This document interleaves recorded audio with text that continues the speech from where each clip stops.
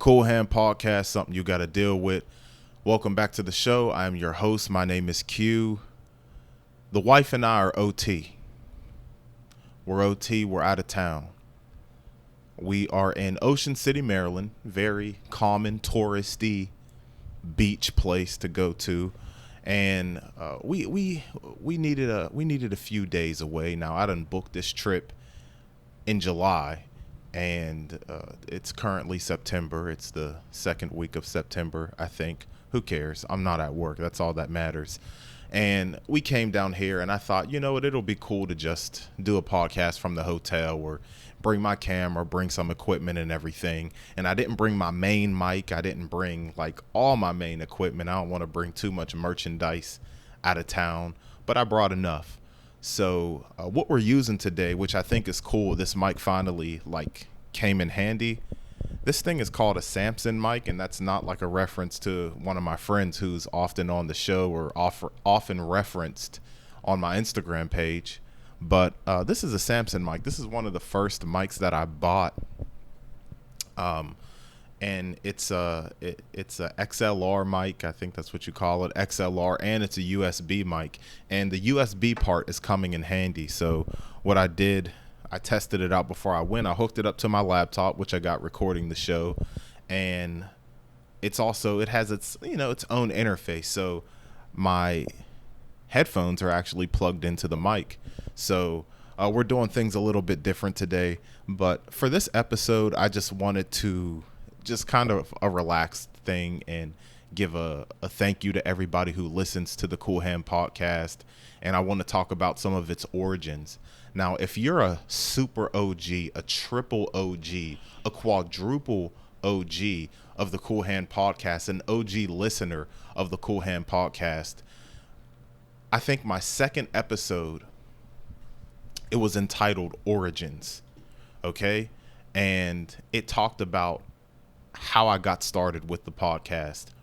So I'm going to I'll probably echo some of the same things from that episode, and that episode's on YouTube. And we'll talk about it. And I like the journey that I've been on with this podcast. And for people who just started listening or I've met in the past few months and you listen to an episode here or there, thank you. Before I start getting to that whole spiel, we're going to try to keep this under 30 minutes because, people's attention spans are But before we get into this, we're in Maryland. Like I said, we're in Maryland. So we went to the liquor store, right? And I saw Ciroc, very special, which is their brandy. And people who know me know I love the yak. They know I love the brandy. Hennessy, Remy Martin, Cavassier is okay. And if you're down on some money, I got the E&J. So I had seen that Ciroc made a brandy before, and the wine and spirits store in my city in Pittsburgh, they never had it. Like, they had it on their website and this and that, and I really wasn't trying to buy it. So I saw it at the liquor store here, and I'm like, okay, let's try this out. First of all, the prices for alcohol are ridiculous down here in Maryland. It might correlate with the wages that people are paid here because, Maryland might have it like that. They bring more money into the city and all that. So, but forget all that. We finna bust this drink open and we're going to do a little taste test. So I'm going to put the mic down and we're just going to pour this up real quick. Bear with me. Oh yeah, you can hear that in the mic. I want y'all to hear this. I'm going to pour this up. That's live. We poured that up live.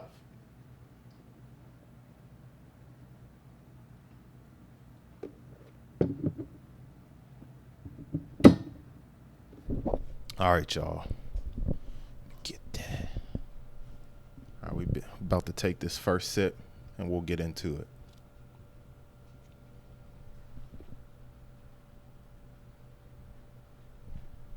Okay. One sip in, it's good. It's not a taste that I haven't had before. if that makes sense. Hold on, let me get one more. Let me get one more sip.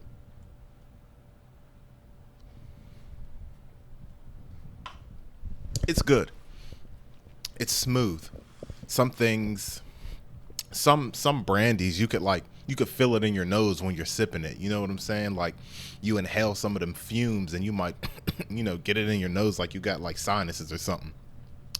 But that's a good brandy. That's a good brandy. I would definitely buy it again, but not for the price they have it up in Maryland. We'll talk about that another time.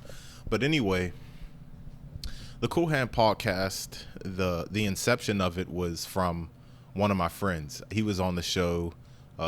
His name is Devon. Call him 3D. That's the name he gave himself. Like, you don't give yourself a nickname, first of all. Like, you just can't give yourself a nickname. It's given to you. Anywho, we were at a Neon Indian concert in like 2015, and Neon Indian had just received an internet honor called Best New Music from a website called pitchfork.com. And he was on tour performing this new album that received Best New Music from pitchfork.com. And we got to chop it up with him after the concert. And I was asking a series of questions. He was a very nice person. He was down to earth. He was willing to chop it up with everybody after the show. And some of my friends and I, we're talking to him, talking to his brother Jorge. And we are asking him questions. And I'm saying, so how did it feel to get Best New Music? I'm asking him this. I'm asking him that.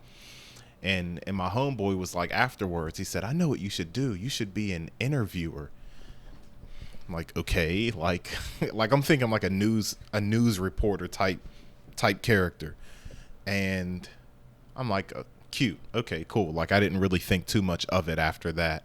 And as the years went on, I really didn't pay attention to podcasts.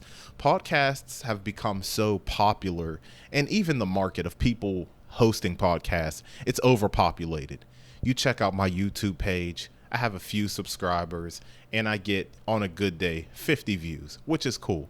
I do it for the love, not the views. I appreciate the views, but I do it for the love. I have a lot of fun doing it. The whole process is fun, but we'll get into that a little bit later. So back to the story.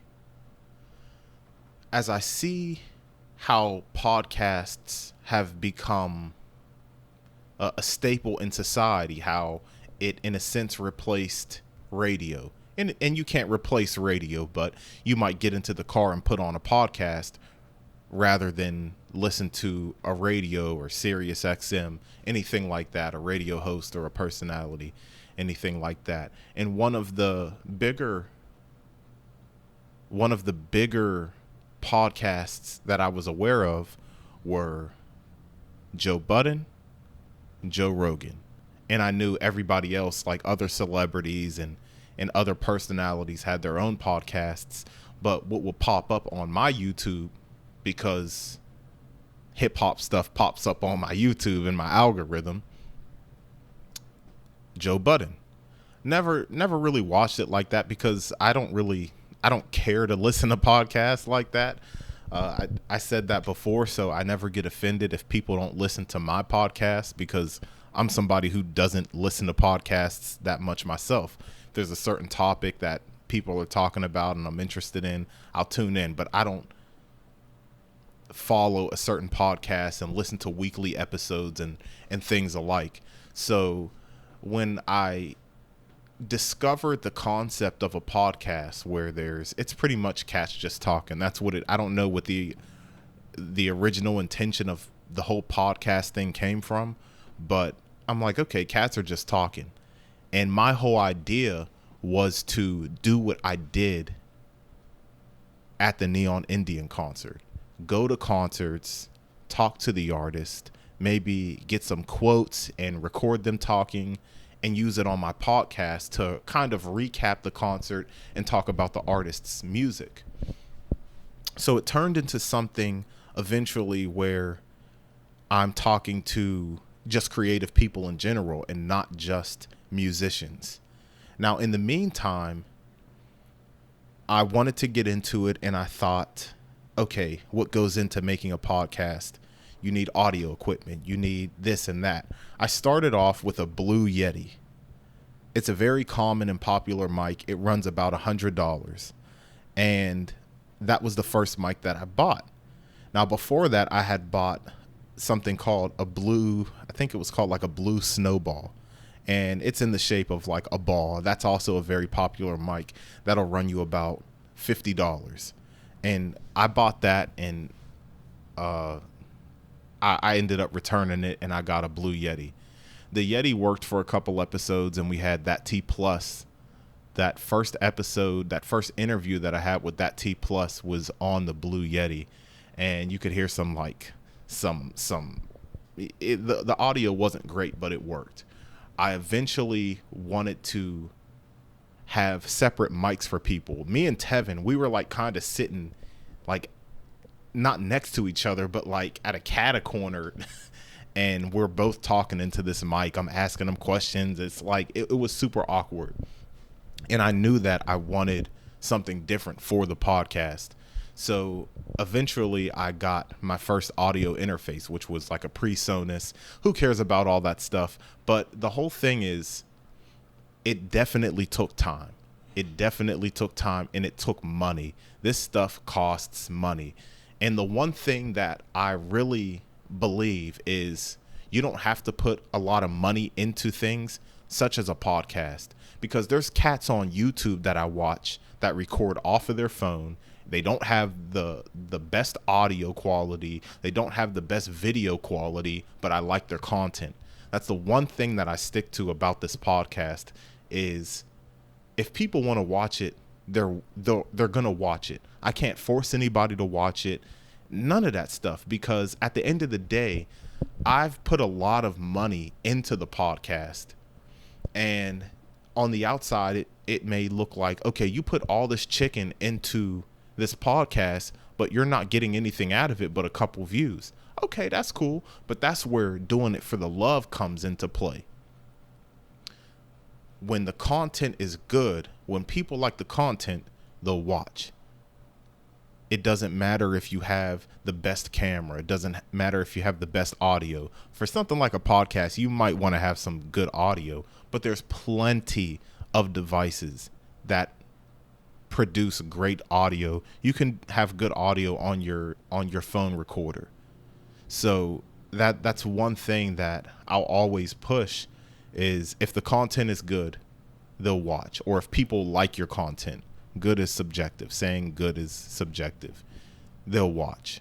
So I'll never feel like a failure for getting a couple views. And you know, if people just stop watching, I'm like, dang, like I am like making this for people to listen to. But anyway, that's what I started out with, and I really like the progression that the podcast has went through, because I always wanted to end up recording podcasts. We started out with just audio, and I was putting it on SoundCloud. I bought a subscription to SoundCloud, and I thought, man, not everybody uses SoundCloud. Like, that was just the default that I used. And I thought something has to change. So I looked into getting it on Spotify and Apple Podcasts. And that's when I started using the Anchor platform. And I use that still. I upload it on Anchor, and it goes to all the other platforms. And I started using YouTube again, and started uploading episodes on there with the video. But let me pause. I don't even know where to go after this.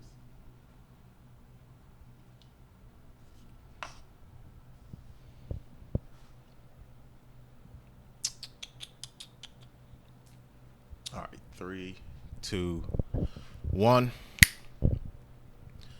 So Anchor is something big that I use to get the content out to people if they just want to listen to the audio version and not audio and video.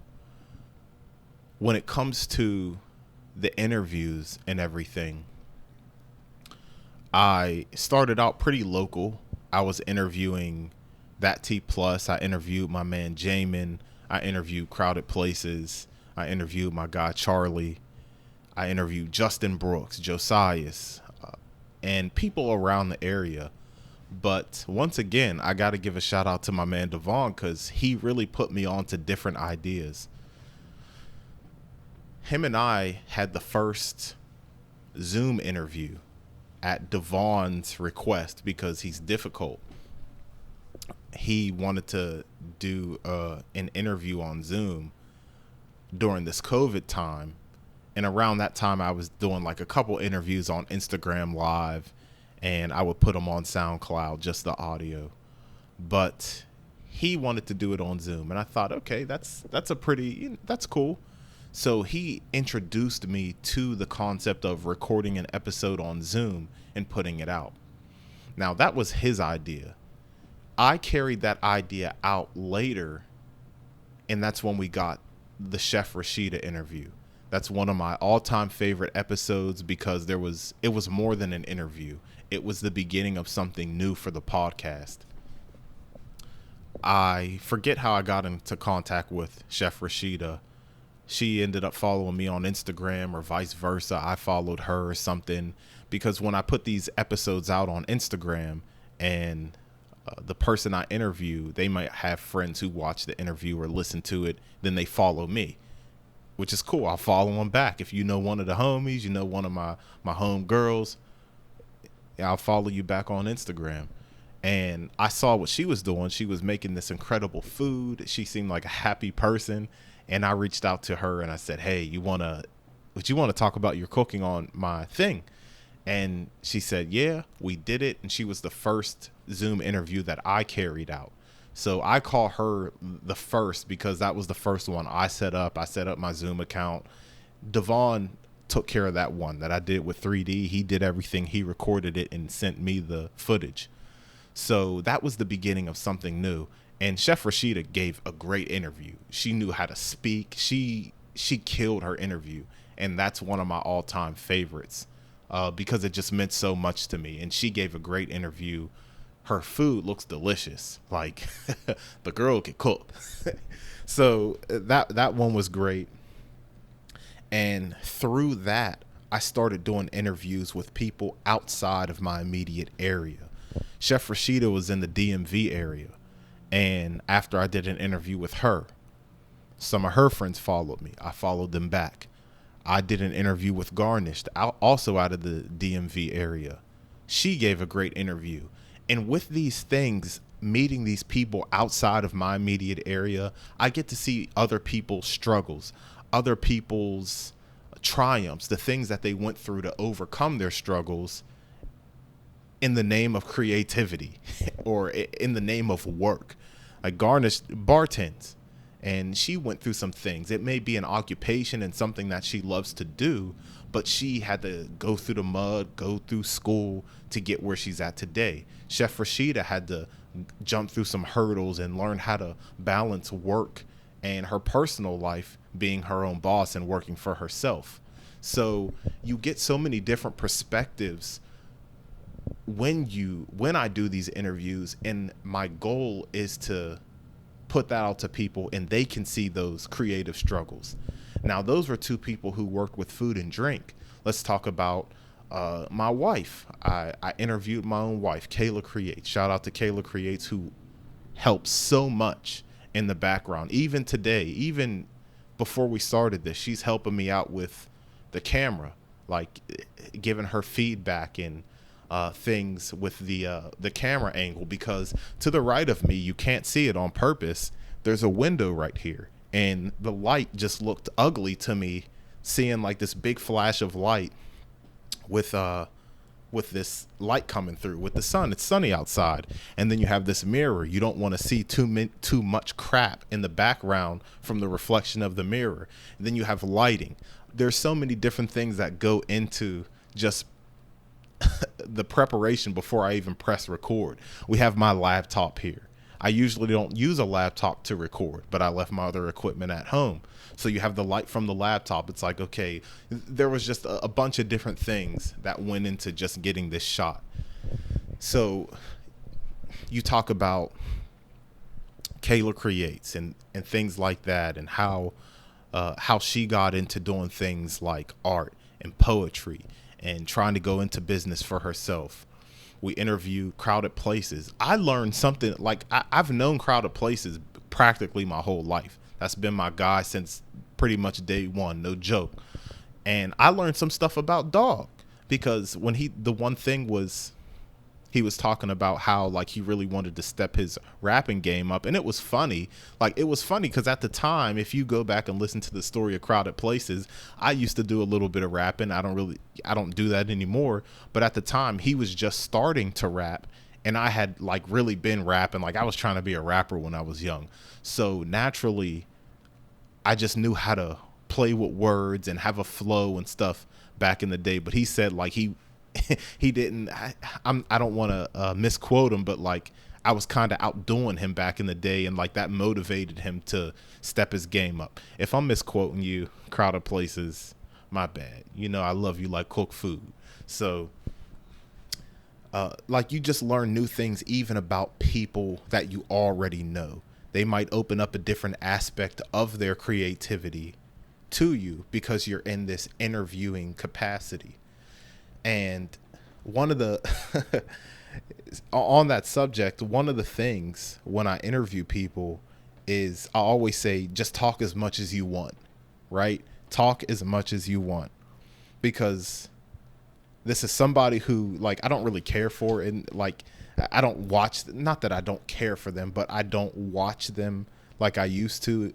A media personality, Charlemagne, he kind of like inspired another podcaster who's incarcerated now, named Taxstone. And I believe it was Taxstone who said Charlemagne was the one who said, let the guest talk. You want the guest to talk. Like, sometimes I'll get done with an interview and I'll tell my wife, I'll be like, I felt like I had to talk too much. I always say, before an interview, just expound on whatever. If I ask you a question, don't feel like you just have to answer that question. If something else moves you to talk, please talk, because I don't want to talk, because the interview is not about me. It's about other people getting to know you. So I have questions always prepared. I'm always prepared with some basic questions, but at the end of the day, I want you to tell people who you are. And questions help guide answers out of people. But I want you to do your thing and just talk. So that's the one thing. And before I started this, I had like a game plan of things to talk about in my head, go chapter by chapter. But this has just turned into like a whole free for all of thoughts about the podcast and what goes into it. But yeah, back to the story of maybe I can try to go back and do some chronological order stuff about the podcast. But like I was saying before, it turned into a whole free for all, and it's whatever. If you're still listening at this time, thank you. But behind the scenes, it's just really fun for me. I've had a lot of support from people I didn't even expect to support. My friend Dustin, he said he listened. There was a point in time he said he would listen, and it just felt like old times, because Dustin lives in Mexico now.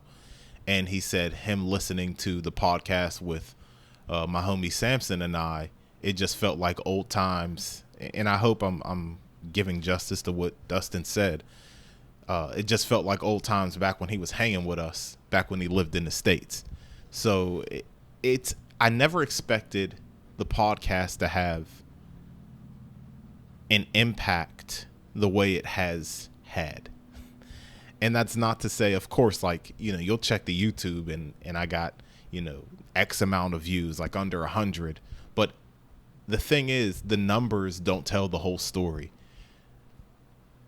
Seeing like my friend's mom, one of my friend's mom, and they're like, oh, I listened to the podcast. I didn't even know this about such and such. I didn't know he went through this, about like nothing like super serious, but just like a story my homeboy's mom didn't know. And it was like a funny story. You know what I'm saying? And it's just crazy. Like, I'm like, wow, like people I just never expected in my personal life. Because mainly the people who listen to this are people who know me or people who know the person I'm interviewing. And I just think I think it's super cool. And although this is like a personal fulfillment to me, because I get a lot out of it. One of the things I get out of it is like wearing clothes. Like, we've been in COVID quarantine type environment for about a little over, maybe, has it been 2 years? I don't know. Going on 2 years now. I don't know. But I'm like, man, I'm trying to like wear some clothes. Like, I'm not going out. Like, mainly when I do these podcasts, you just see like the top half, but like I'm setting up, like I iron my clothes and do this and that. So, I put a little bit of effort into my appearance too. So like I get personal fulfillment of having like a crisp camera angle and having some stuff and having some crisp quality. Like, I like that. But the best part is somebody saying they got something out of it. Somebody saying like, oh, I didn't know that about such and such. Or I like this and that and that. Like, I'm like, oh, cool. Like, first of all, thanks for listening. And then second of all, I'm like, I'm glad you got something out of it. Like, this isn't about, this isn't like just about like, hey, listen to my stuff. Listen to this. Listen to this. This is cool. This is cool. This is cool. This is cool. Being super annoying. Like, I'm glad people can get something out of it. Like, my most recent interview was with Yumi, was a Yumi from Chicago.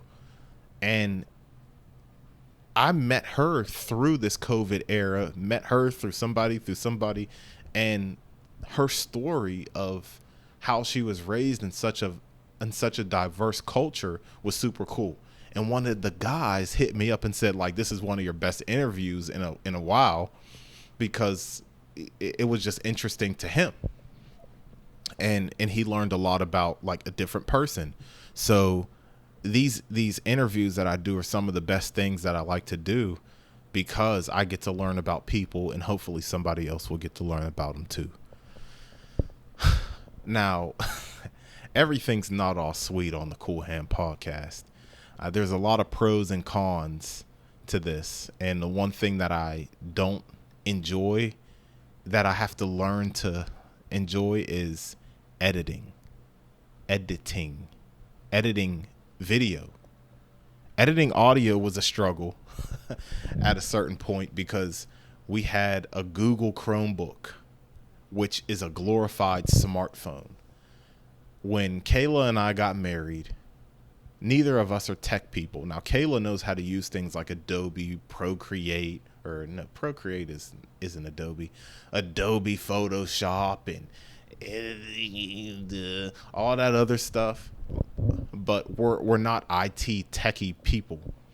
We bought a $300 Chromebook with some of that wedding money, thinking we was doing something, thinking we had a laptop. It's a Chromebook. There's a difference between a laptop and a Chromebook. If you're a college student, maybe you can use like a Chromebook. That thing was a glorified smartphone. It had apps. Like, you could download an app from the Google Play Store on the Chromebook, and it would show up vertical and not fill up the whole screen, as if it was like an iPhone. It was bad, dog. I was recording and using like an app that would crash to edit audio. Eventually, I got a phone app to edit audio. Eventually, I got one of these things like Audacity. Then I got, what's that called? Ableton, to edit audio. Then I got like a VST plugin, if people are familiar with VSTs. Crowded Places put me on to those. And when I got my camera, I knew it would be an uphill battle, because I don't know anything about editing video. But I was using something called LumaFusion on my phone. Once again, it would take forever to upload something from these camera footages that I got. They would be like 16 gigabytes for like a 20-second video. It would take forever to upload on LumaFusion. It was a nightmare. LumaFusion is good for a short video for me. because there's people who make whole videos on LumaFusion. Nice app. It's very sophisticated. But why not? Why not be a beginner and go from LumaFusion to Adobe Premiere Pro? Why not? Let's just make it harder for myself. So I got Adobe Premiere Pro. And although that's even more sophisticated than LumaFusion, in my opinion, it's very beneficial, and it manifested, it produced a lot of fruit, if that makes sense, because it's difficult for me to edit. And I'm saying all of this whole long-winded statement about editing to say this is why it takes episodes 3 weeks to come out. I don't spend as much time as I should editing. And I'm also a grown man, by the way. So I work full time. I have a family, a wife. That's still a family. A single person is a family. You're your own family. But I have responsibilities. I have responsibilities. I have responsibilities as an adult, as a husband. I have responsibilities. So the podcast gets put on the back burner sometimes, editing a podcast. The interview is easy. Shooting an episode is easy. That just takes one day to press play and record it. That takes an hour or so. Editing takes days for me. So there's a huge learning curve with the podcast as well. When I interview people, I'll say, hey, look for this 2 to 3 weeks. If I have time, I can edit it and put it out. Most people are understanding, but those are one of the challenges that I go through with the podcast, and just finding the time to work on it. Sometimes I'm like, man, like I don't spend enough time on this. Do I like really love it like I think I do? Because I'm not putting these episodes out. Like I have 3 episodes on the back burner that need to be edited and released, and they were done like months ago. But life, you know. Let me sip this Ciroc. That's good stuff. I would recommend it. It's not better than my favorite, but my favorite is Martell. But yeah, let me wrap this up. It looks like we're going on about 33 minutes. Let's see if we could get done by 40. So yeah, a lot of money was put into this, and I wouldn't take any of the money that I spent I wouldn't take it back. The camera, the tripod, I bought a whole PC. The microphones that I've bought, I wouldn't take any of it back. Even one of these. These were one of the mics that I started out with. It came in handy for using when I'm like out of town and don't want to take my main mic. I have a recorder, a Tascam recorder that I use. There's an episode that I haven't released yet where I'm kind of interviewing someone new style, and I have a mic, and which the mic is the recorder, and I'm talking, then I give it to them. Talking, give it to them to talk. And I hadn't used my Tascam recorder in a very long time. So I wouldn't take anything back. All the money spent on it was well worth it. Everything came in handy, and I love it. Even this thing. Look at this. This thing is a Bluetooth tripod for the camera that's on another tripod. But hey, look, check this out. Oh, what's that? Oh, am I zooming in? You can no longer see me. Like, it came in handy for when I'm by myself and I'm setting up a shot. Like, it just a lot of things just ended up coming in handy, and I love the flexibility that I'm able to have because of some of the things that I have. But at the end of the day, this moving the camera lens closer or backwards does not mean that people are going to like the content. Honestly, it just comes in handy for me. Just to wrap this up, because this is gone on long enough. It's 3:08. We need to get going. But I just thank you to everybody who watches. Thank you to everybody who gives me feedback. Thank you to everybody who's agreed to being on the show. I've learned a good deal from people doing this podcast. One of a very special episode to me was my friend Dan Moore, and he was just talking about stuff in that episode. That one's called The More You Know, and he just took me to school on a lot of stuff, and I'm like, man, like he's like overloading me with information, with like musical information, talking about Prince, Rick James, talking about Elvis, and things like that. But the one thing that I got out of him that was like really stuck with me was how he used what he had to the fullest extent, right? And that sticks with me, with all the crap. And at the end of the day, it's crap. Like, you can't take this crap with you. With all the crap that I have that ends up, it's handy crap. It comes in handy, but it's crap to me. It's like, if I'm ever feeling stumped, I think somebody could do a lot more with a lot less. If I can't figure out a way and think I need to buy something, or like stuff ain't cheap, and I'm not rich either. Let's get that straight. The Cool Hand Podcast don't got no money. The Cool Hand Podcast don't got no money.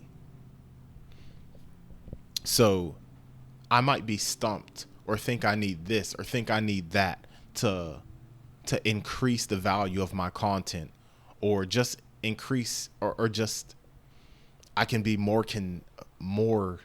in love with what I make if I had this or that. But Dan Moore, one thing that he pushed was, I can do a lot of things with very little. Like, he would get stuff off of eBay. He built his own guitar. He's crafty in that sense, and he's like, yo, you can get this off of eBay. I'm like, what? Like, I forgot all about eBay, to tell you the truth, at the time of that interview. And he was able to make things very crafty, very creative, and I loved it. And I'm like, man, like, that really stuck with me to say, I can do this. Like, I can do this or that. Just get creative. All he had to do was use his mind. And we all have one. We all have a brain. All he had to do was use his brain and create something. So I always think you don't, and many other people feel this way too. One of my friends was like, I'm trying to do the most without splurging on a bunch of different stuff when he started playing the guitar. So that's another thing. When you know how to use something, when you know how to use your audio programs, when you know how to use the camera, like, and I can't do either. I'm still learning every day. I still watch tutorials. But when you know how to actually use something, you may not need that thing that you that you think you need. You don't. And that's something that was very special to me with the Dan Moore interview, how he was able to create, how he was able to use his mind to get over hurdles that not even hurdles, because he used his mind. Like, it may not even be a hurdle when you think, okay, I have this problem, but I can do X, Y, and Z. That may not be the most traditional way to make something or to acquire something, but I can do this doing something else, using this formula or this process. And that always stuck with me, So that was a very special interview to me. For other reasons. So thank you to everybody. I've had a lot of guests on. I look forward to doing more. COVID messed up a lot of different plans that I had for the podcast. One thing was, I wanted to like have news type style interviews with artists, going back to the music, going back to that Neon Indian concert. I wanted to like record concerts and interview and interview artists. One last story. One last story, because this actually should have been in the beginning of the episode. If you made it this far, we're 41 minutes in, I think. If I edit this a little bit, it'll probably be a little less. But there's an artist. This should have been in the beginning, so please continue. Please continue watching this, because this really should have been in the beginning of the video. I forgot all about this. This is the last story, and we're done. I swear. Well, actually, I'm not even holding you. You could just like click out of this if you haven't already. So there's an artist called Nightlands.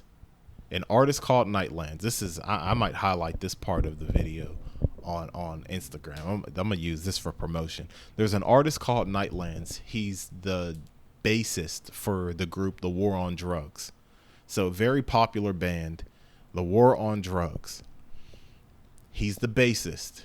Now, he also has a solo career called Nightlands. I forget his real name, but before I bought a lick of equipment for the podcast that ended up being the Cool Hand Podcast, I asked my homeboy Samson. He had like a Zoom recorder, like a Tascam that I have, but a Zoom recorder, great audio. And I thought, let me see if I can get in contact with Nightlands and ask for an interview, like before the show. He was coming to Pittsburgh. He was playing at the Andy Warhol Museum. They have a little theater area. I hit him up on Instagram on my personal account. There was no Cool Hand Podcast account. And I said, I don't even know what I said. I just asked him basically for an interview and that blah, blah, blah, blah, blah, woo, woo. He agreed to it. He agreed to the interview. He agreed. I come to the place early. We set up a time. I'm like, yo, I'm really doing this. I felt fraudulent as ever. I felt like a fraud because I'm like, little does he know, I don't work for no company.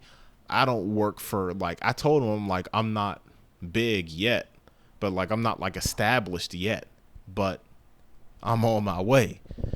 So we set up a time and everything. And I hit him up when I get to the Andy Warhol Museum. I borrowed Samson's Zoom recorder. I borrowed it.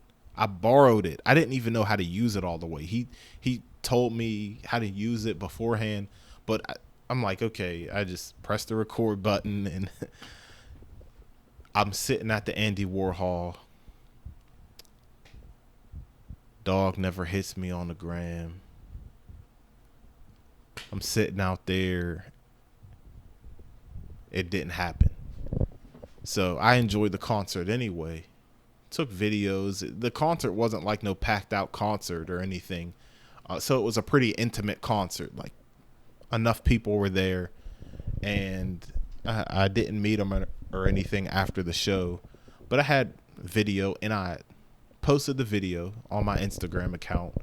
And I added him.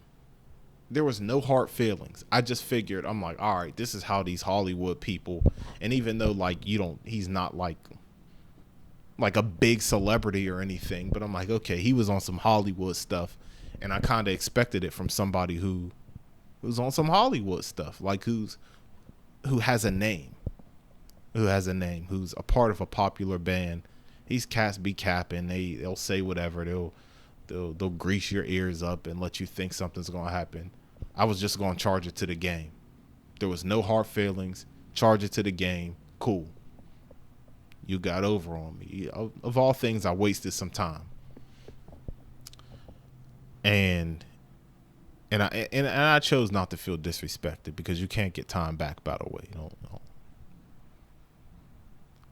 But what happened was he must have seen that I added him in my post, and my account was private, so he couldn't see it. But he must have saw that I added him, and he DM'd me. It was 10:30 at night, or even it might have been the next day. I don't know. But he DM'd me. He said, "I'm so sorry, I forgot. Do you have an email account?" And just ask me the questions through there. And I'm like, oh snap, he's on. Okay, so he's on. So he's not on Hollywood time. He's on he's trying to make up for what he did for or what he didn't do. So I asked him the questions through email, and he answered them through email. And that was I have it in my inbox to this day. I don't have no website or nothing, or so it never came out. I still have the questions and answers to that interview to this day, and that was something that contributed to the podcast. That was actually my first attempt of having some type of podcast. Back then, I was being an interviewer, as Devon referenced to me, but that's actually a big part of. That was the first time I put myself out there. So shout out to David Hartley. That's his name, David Hartley. He gave me my first shot at an interview. So if you made it this far, thank you. I'm just gonna wrap this up. I had a lot more to say than I expected. There's a whole lot more that I could talk about. There's some goofy stuff that goes on behind the scenes. It really, you think about me setting up interviews and talking to people and stuff like that. I can only imagine how it is in like the music industry and dealing with people, because like some people are kind of a handful to deal with. I'm not gonna lie. On the podcast, the Cool Hand podcast, some people are like a handful, like, because I don't know everybody that I interview. And I'm like, all right, difficult. Like, it's just a small scale interview. Let's not make this a big event. Like, I just want to get, yeah. Some people make it a little bit more difficult than you would imagine for an interview. But like, once again, you got to charge it to the game. I shout out to everybody who's been on the show. This is the Cool Hand podcast. We're in Ocean City, Maryland. We got the very special Ciroc brandy on deck. It was pretty good. This is the Cool Hand podcast, something you got to deal with. Easy.